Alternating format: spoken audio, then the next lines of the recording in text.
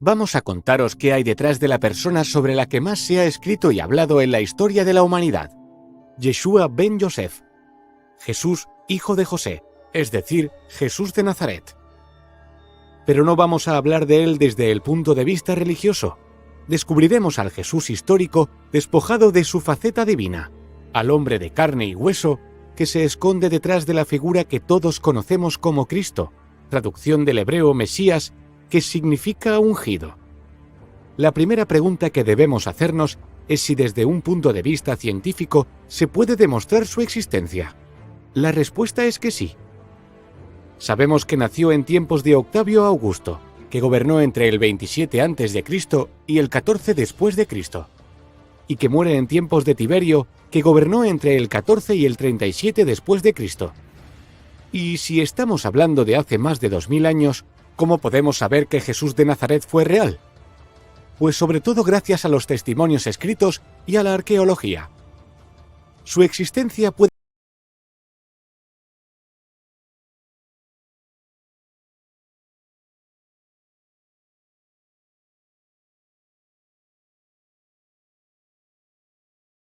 cuando el cristianismo comenzaba a extenderse por el mundo.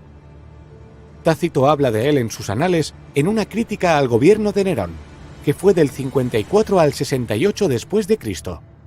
Dice lo siguiente: por lo tanto, aboliendo los rumores, Nerón subyugó a los reos y los sometió a penas e investigaciones. Por sus ofensas, el pueblo que los odiaba los llamaba cristianos, nombre que toman de un tal Cristo que en época de Tiberio fue ajusticiado por Poncio Pilato. Reprimida por el momento, la fatal superstición irrumpió de nuevo no solo en Judea, de donde proviene el mal, sino también en la metrópoli, donde todas las atrocidades y vergüenzas del mundo confluyen y se celebran. Se ve que Tácito no tenía muy buena opinión de sus compatriotas romanos, pero además el texto prueba la existencia, ya en el año del gran incendio de Roma, bajo el gobierno de Nerón, de un grupo de seguidores de un tal Cristo. Es muy importante porque nos dice que el nombre de cristianos viene de Cristo, que fue ejecutado durante el reino de Tiberio por el procurador de Judea, Poncio Pilato. Ahora veamos el testimonio de Flavio Josefo, un judío de familia noble. En la primera revuelta judía fue hecho prisionero por los romanos que, curiosamente, más tarde le concedieron la ciudadanía. El texto en el que habla de pasada sobre Jesús es conocido como Testimonio Flaviano y pertenece a su obra Antigüedades de los Judíos.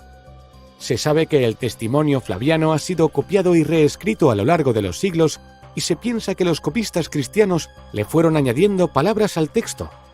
El conservado viene a decir: por este tiempo apareció Jesús, un hombre sabio, si es que es correcto llamarlo hombre, ya que fue un hacedor de milagros impactantes, un maestro para los hombres que reciben la verdad con gozo. Y atrajo hacia él a muchos judíos y a muchos gentiles además. Era el Mesías. Y cuando Pilato, frente a la denuncia de aquellos que son los principales entre nosotros, lo había condenado a la cruz, aquellos que lo habían amado primero no le abandonaron, ya que se les apareció vivo nuevamente al tercer día, habiendo predicho esto y otras tantas maravillas sobre él los santos profetas. Aunque la mayoría de los historiadores piensan que Flavio Josefo realmente escribió: por este tiempo apareció Jesús, un hombre sabio, y atrajo hacia él a muchos judíos. Y cuando Pilato, frente a la denuncia de aquellos que son los principales entre nosotros, lo había condenado a la cruz, aquellos que lo habían amado primero no le abandonaron. Debemos tener muy en cuenta los textos de los historiadores de la antigüedad, pero no es bueno creernos todo lo que nos cuentan como una verdad absoluta, ya que fueron copiados y traducidos muchas veces y puede que se añadieran interesadamente palabras nuevas a sus escritos. Ya tenemos varios testimonios de dos autores no cristianos que nos hablan sobre Jesús. A esto añadimos otra prueba, en este caso arqueológica, de los elementos que rodean a la época en la que vivió la figura central del cristianismo. En el anfiteatro de Cesarea, una ciudad romana que está en la costa de Israel, se ha encontrado la conocida como Piedra de Pilato, que tiene una inscripción en la que se dice que Poncio Pilato construyó un edificio en honor al emperador Tiberio en esa ciudad. Ahora debemos aclarar que la transmisión histórica de su figura ha sufrido a lo largo de tantos años muchas transformaciones. Cosas que tomamos como originales del cristianismo se fueron estableciendo a lo largo de los siglos, muy lejos ya del tiempo en el que vivió el auténtico Jesús. Veamos las más curiosas. La formación del canon será gradual, pero será en el año 325 cuando los obispos convocados por el emperador Constantino en Nicea dan forma a una doctrina oficial para el cristianismo. Evangelio significa buena noticia. Los evangelios son textos escritos bastante después de la muerte de Cristo. Hay 4 canónicos y muchos otros apócrifos. Los 4 evangelios canónicos, el de Mateo, Marcos, Lucas y Juan, son un conjunto de pequeños relatos o colecciones independientes. Unos se inspiran en los otros y en numerosas ocasiones se contradicen entre sí. Recogían dichos o hechos de Jesús y fueron escritos y agrupados entre el año 60 y el 110, es decir, mucho después de la muerte de Cristo, por personas que no le conocieron directamente. Aún así, son muy valiosos porque nos transmiten a un Jesús de Nazaret lejos de la divinización posterior, a un Jesús real, como una persona de carne y hueso que tenía hermanos. Marcos 6:3, que se enfada como el ser humano que fue, Mateo 21:12, que llora porque su amigo Lázaro se ha muerto, Juan 11:35, o que se desespera en la cruz, Marcos 15:34. En los evangelios abundan las referencias a que Jesús tuvo hermanos y que estos hermanos se llamaban Santiago, José, Simón y Judas, además de 2 hermanas cuyos nombres desconocemos. Santiago, uno de los testigos que vieron a Jesús resucitado, se convertirá en uno de los pilares de la comunidad cristiana de Jerusalén tras la muerte de su hermano Jesús. La Iglesia también ha interpretado el término hermano como hermanastro, pudiendo ser estas personas fruto de un matrimonio anterior de José. No hay ninguna fuente fiable desde un punto de vista histórico que nos describa el aspecto que tenía Jesús como todos lo solemos imaginar. Joven, delgado, de largo pelo castaño. Hasta finales del siglo IV no encontramos en las catacumbas de Comodilla, en Roma, una representación que se ajuste a esa descripción que curiosamente está inspirada en filósofos paganos o incluso en uno de los más importantes dioses romanos, Júpiter. El uso de la cruz como símbolo del cristianismo también es posterior. Los primeros cristianos usaban símbolos como el pez o el ancla que les servían para identificarse entre sí. La primera representación que conocemos del símbolo de la cruz es la del famoso grafito de Alexámenos, probablemente del siglo I. En él se representa a un hombre con una cabeza de asno crucificado en una cruz. Debajo de él hay otro con el brazo levantado y un texto que dice con ironía: Alexámenos adorando a su Dios. Hasta el siglo III no se empieza a usar la cruz como símbolo del cristianismo, y hasta la Edad Media no aparecen las primeras cruces, con Jesús incluido. El establecimiento de la fecha del nacimiento de Cristo, que siglos después de su muerte fue fijada en la noche del 24 al 25 de diciembre, no es porque Jesús realmente naciera en ese día que ni siquiera en los evangelios se menciona, sino por su cercanía con el solsticio de invierno, siendo este día muy importante en muchas religiones de la antigüedad. Por ejemplo, en Roma el día 25 se celebraba la fiesta romana del Sol Invicto. Con respecto al lugar de nacimiento también hay dudas.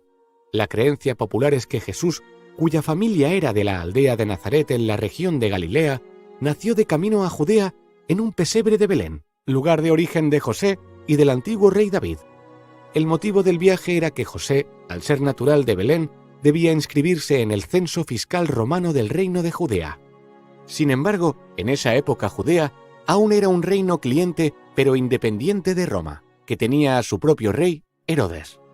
Por lo tanto, es raro que sus habitantes necesitasen inscribirse en ningún censo porque no pagaban impuestos a los romanos.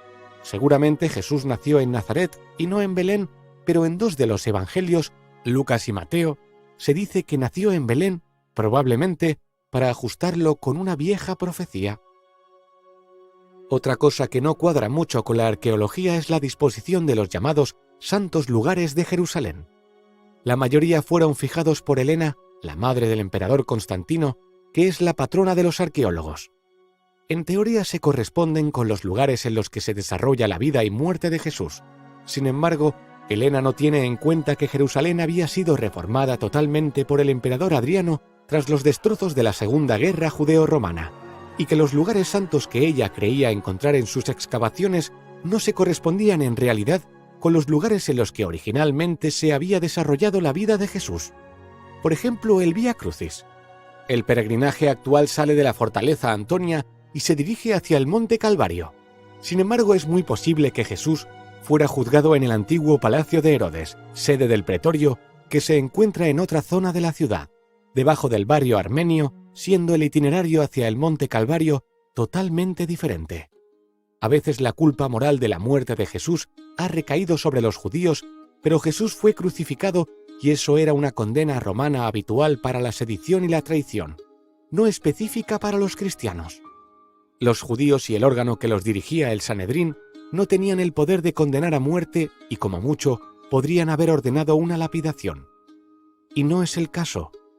Por eso hay que aclarar que el Sanedrín acusó a Jesús ante el prefecto Poncio Pilato, que en nombre de Roma lo juzga y lo ejecuta. El nazareno se había ganado la ojeriza de los romanos por ser un agitador político. Es más, los eruditos judíos señalan que nunca hubo juicio ante el Sanedrín. Lucas nos lo cuenta. Entonces comenzaron a acusarlo y dijeron: «A este hombre lo hallamos subvirtiendo a nuestra nación y prohibiendo pagar impuestos a César, y diciendo que él mismo es Cristo, un rey». Con respecto a la tumba, Jesús fue un ejecutado por la justicia. No se sabe qué se hizo realmente con su cuerpo. Sí se sabe que existían órganos subordinados al Sanedrín que se encargaban del enterramiento de los ajusticiados. Para ello disponían de tumbas públicas que, cuando se llenaban, eran vaciadas en una fosa común para introducir los cuerpos de los nuevos ajusticiados. Así que muchos estudiosos ven posible que el cuerpo de Jesús acabara perdido en un lugar de difícil acceso. El funcionario encargado de su enterramiento fue José de Arimatea, que el Evangelio de Marcos, el más antiguo según los expertos, describe como un miembro respetado del Sanedrín, no como un seguidor de Cristo. Entonces sería lógico pensar que José de Arimatea era simplemente el funcionario encargado de dar sepultura, en una de esas tumbas, a Jesús después de su muerte. En cuanto a la resurrección y a la posterior ascensión de Jesús, hay una tesis aceptada por los especialistas bíblicos. Al no tener acceso al cuerpo, fue muy difícil para sus seguidores, pasados los años, aceptar su muerte y solo poder venerar un sepulcro vacío. Además, la resurrección de las almas era una creencia muy arraigada en las religiones del Mediterráneo. En los primeros evangelios se le resucita en espíritu, pero después el relato se va enriqueciendo hasta acabar apareciéndose corporalmente a sus seguidores. Esto pudo plantear un problema, y como recurso es posible que se añadiera a posteriori la ascensión de su cuerpo al lado de Dios, en recompensa por su sacrificio. Y ya para acabar hay que recordar lo importante que es saber separar lo históricamente comprobable de lo puramente religioso en la figura central del cristianismo. Lo primero, aunque sean más los interrogantes que las certezas, nos ayuda a conocer al Jesús de Nazaret que vivió en el siglo I. Lo segundo es una cuestión de fe religiosa. ¿Se cree o no se cree?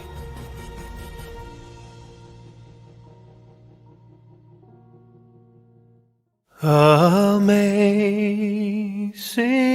grace, how sweet the sound that saved a